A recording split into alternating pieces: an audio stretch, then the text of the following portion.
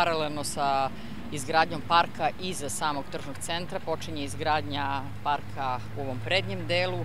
Mislim da će to biti jedna lepa zelena oaza i da ćemo na taj način najaviti i rekonstrukciju ostalih parkova, posebno parka Čair, čiju rekonstrukciju očekujemo naredne godine. Sredstva ćemo opredeliti za te namene, da obnovimo staze, da obnovimo zelenilo.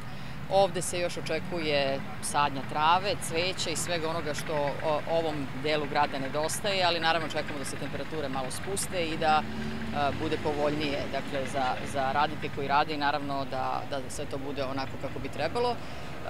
Nadam se da će našim sugrađanima koji žive u ovom delu grada idejno rešenje za budući izgled parka da odgovara, da im se dopadne i onda ćemo narednih godina dograđivati sve ono što mislimo da treba. Naravno, on će biti opremljen svim potrebnim stvarima, odnosno mobilijarima, biće tu jedna česma. Narednih godina ćemo planirati kako budu sredstva dolazila i punio se budžet, naravno izgradnju jedne fontane ovde u kružnom toku, pošto ovaj kružni tok prvi u gradu ima sada i vodu i struju, tako da mislim da što se tiče tih zelenih površina u gradu imamo dobru viziju, sarađujemo sa Medijanom, sa direkcijom i mislim da će naši građani biti zadovoljni. Što je takođe zanimljivo za ovaj park, s obzirom na to da su naši gosti i sada već prijatelji iz Šarm el Šeika tražili jednu zelenu površinu da delom i urede, mi ćemo razgovarati sa predsjednikom, odnosno guvernerom Južnog Sinaja, da možda nešto od simbola njihove zemlje postave u ovom parku i da to bude jedan zajednički park i park prijateljstva između Egipta i Niša. Naravno, to su za sada ideje, to su njihove želje, vidjet ćemo naravno da li će to tako biti, ali kažem, radujem se što će građani ovog dela Niša dobiti jedan nov sadržaj, što ne znači da ne planiramo nove sadržaje za ostale gradske opštine.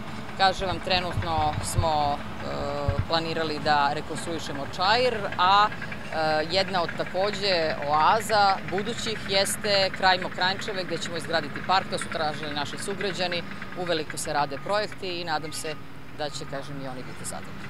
U ponedeljak smo krenuli sa pripremnim radovima za izgradnju novog parka. U toku je, dakle, tehnička priprema, vađenje panjeva od drveća koje je tu bilo. Posle toga kreću zemljani radovi, izvođenje podzemne instalacije, navoženje, dakle, zemlje, novo, valjenje te zemlje i uređenje onda staza i zelenih površina. Dakle, prva faza parka trebalo bi bude završena do 1. novembra, a nakon toga kreće postavljanje osvetljenja parkovskog mobilijara, klupa, dakle, i onda krećemo dalje naredne godine u drugu fazu uređenja pojedinih segmenata parka koje ćemo da opredelimo za decu, dečjih igrališta, ali prvenstveno ono što je cilj da bude što više zelenih površina, što manja staza i da kao i u velikim gradovima te zelene površine budu mesto gde će građani uživati, odmarati i koristiti ovaj deo grada. Površina je vidite, skoro hektar i mislim da ćemo sve radove na proleće završiti što se tiče uređenja parka. U okviru ovog parka neće biti nikakvih sadržaja, niti kafića, niti trafika, niti bilo čega, isključivo zelene površine i površine za rekreaciju građana i nikakvih komercijalnih sadržaja. Imamo i supermarket, pored toga imamo i Delta Planet gde postoje svi sadržaji, tako da nema potrebe da u ovom parku budu niti kafići, niti bilo šta.